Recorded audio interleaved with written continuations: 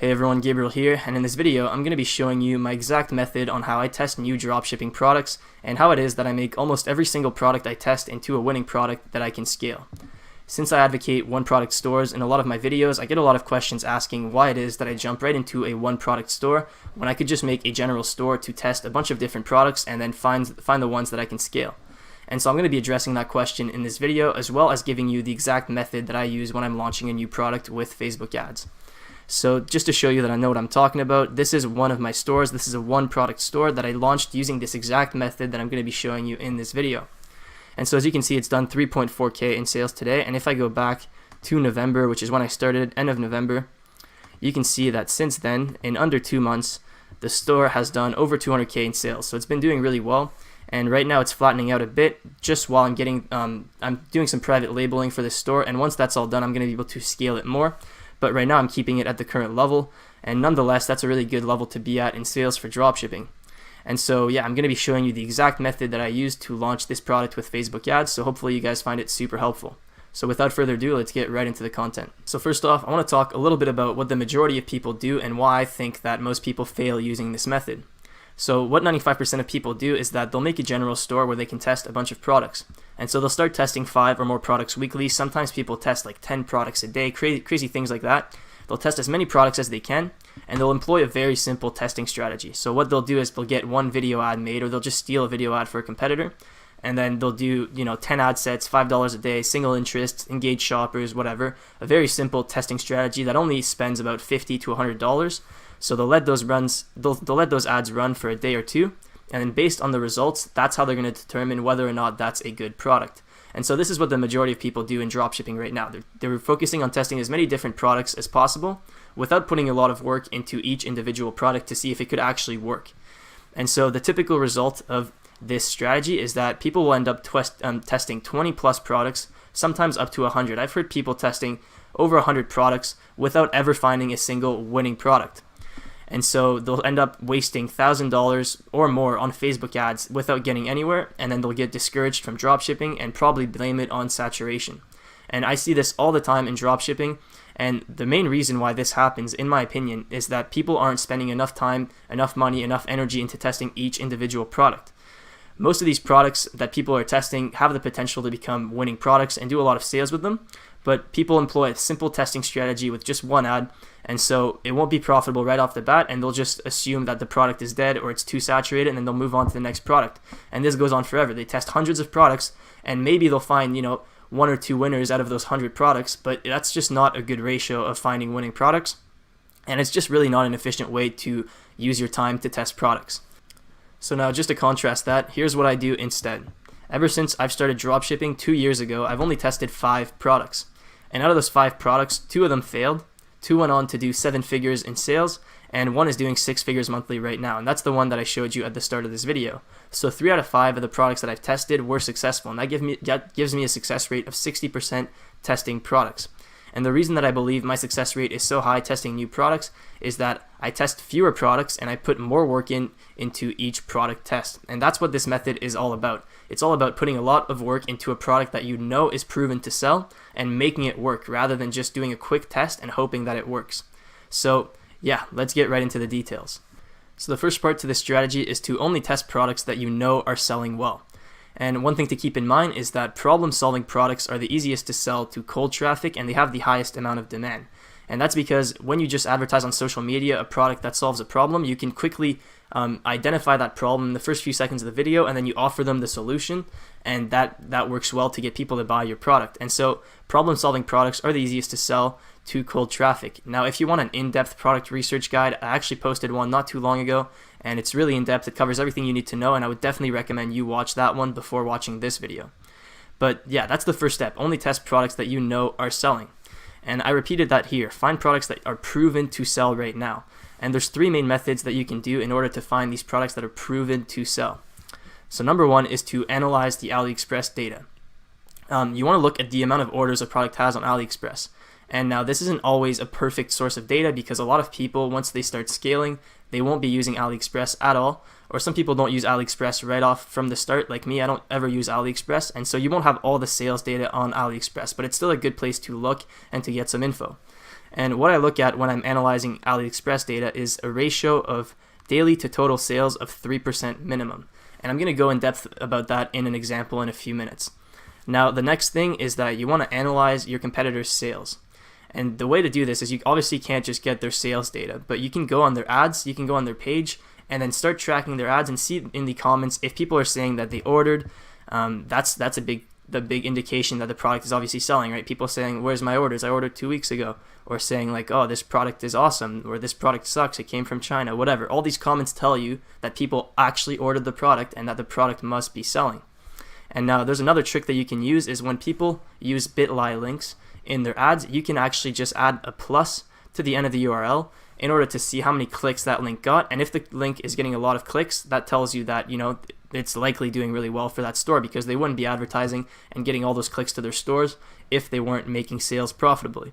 And so I'm going to show you an example of that as well once I finish covering these three. So just the last one is getting insider insight from Chinese suppliers. And that's what I did for the store that I showed you at the start of the video. And now to do this, you need to be a bit more established and have connections with suppliers. And I'm not going to be going too in depth about that, but you have to keep in mind that the guys working in China shipping all these orders, they know what products are selling, right? They're shipping it. And so if you ask suppliers that do a lot of business, you can find suppliers within your niche and ask them. They can tell you what products are selling really well right now. And sometimes you hear like unheard of numbers, like people do like 50K pieces a day of certain products behind the scenes, and that they just don't use AliExpress, right? The big players don't use AliExpress. And so if you want to get that missing piece of data, you need to go straight to the source and talk to the suppliers and ask them what products are selling the best. And so these are 3 ways to make sure that a product is proven to sell. So this is a dropshipping ad that I found, and I'm going to show you guys how I know that this product is selling well for this store. So as you can see, they posted this video 2 weeks ago and they have 1.1 million views, which is a good sign, but that alone doesn't tell you that the product is selling well. It's really cheap to buy views, and just if you do worldwide video views campaign, you're going to get a lot of views super cheap. I don't know why they would do that, but you can't base the success of a product just by the views on the video. So another thing you can look at is the engagement. I mean, they have almost 2,000 shares, a lot of comments, and so this tells me that people are really engaging with this ad and this product, and there's a lot of demand for it. Now, it's also a problem-solving product, which is always a good sign. But let's look a little bit more deep. So if we go into the comments, we can see that there's people saying that they received their unit without the battery parts, so they ordered and they're not happy with the product. But the point is that they actually ordered. Now another one right here. This is a scam. The one in the video is a professional device, and they send you a low quality version. So this doesn't look like the highest quality product, but that's not the point. The point that I'm trying to show you is that you can look at the comments to see if people ordered it or not. And so it looks like a few people here have ordered it and haven't received it. So if we go to the newest comments, maybe we can find more.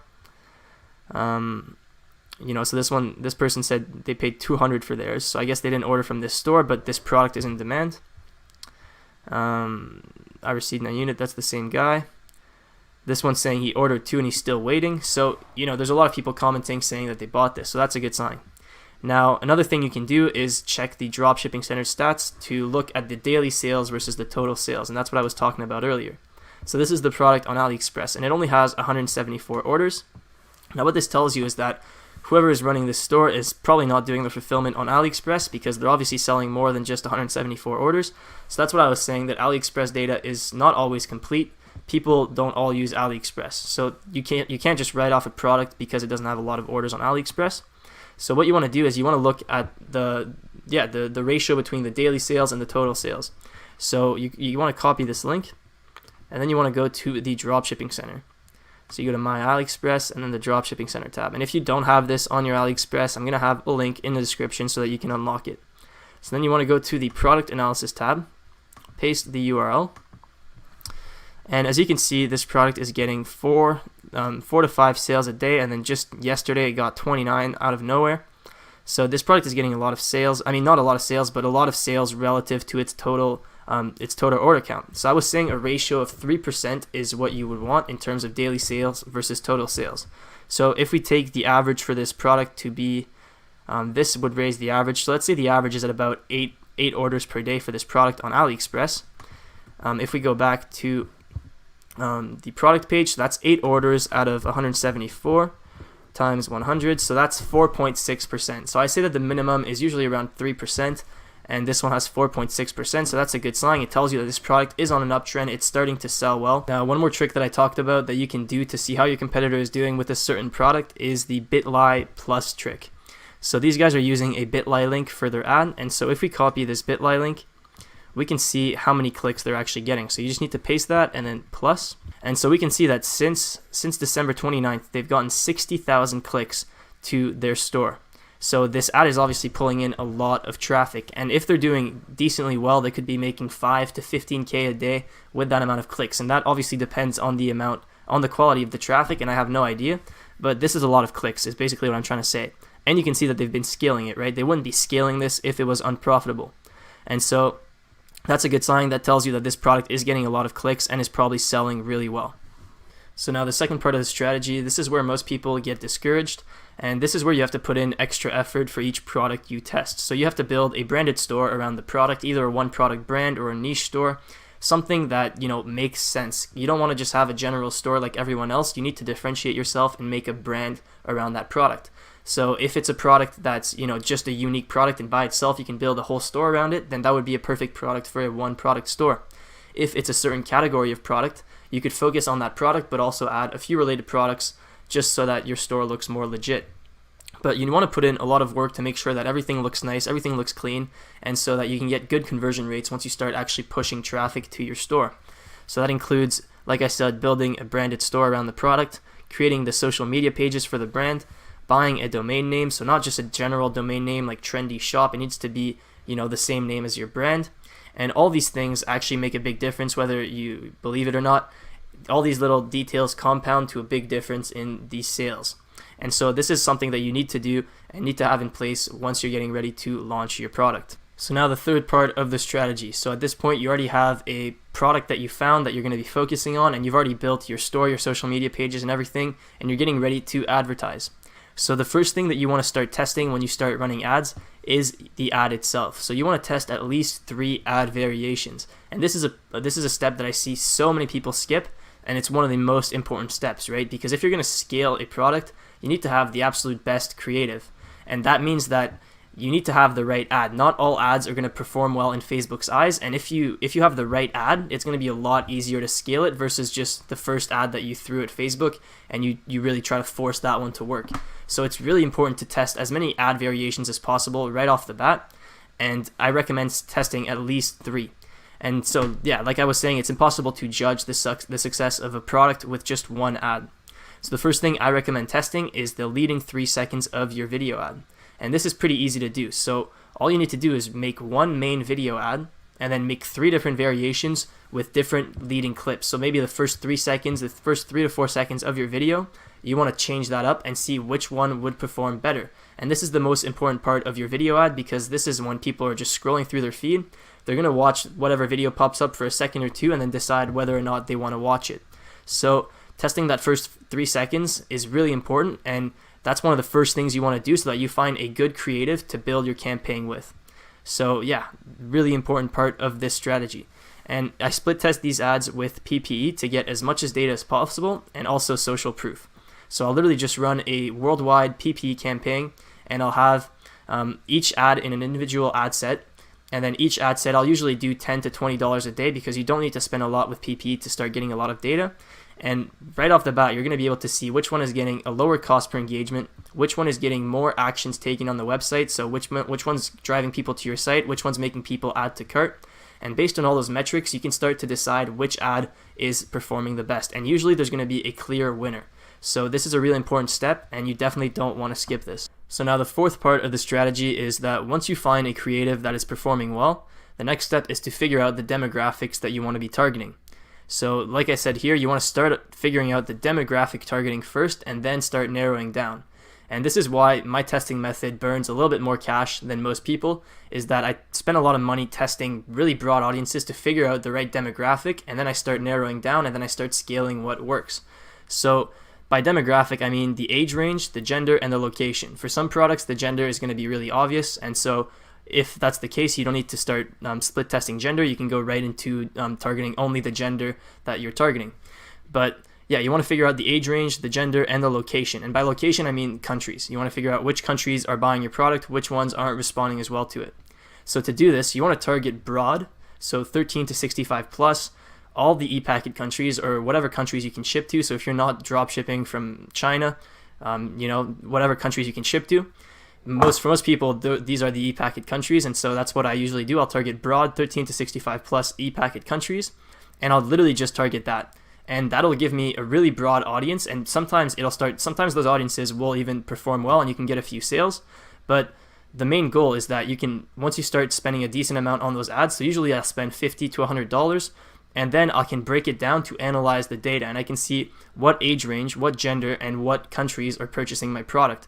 And this is essential information that you're going to build your whole campaign on. And this is a part that a lot of people skip and do later on. And so if you do that right away, you can start by focusing on those demographics that you know are working well. So this is really important.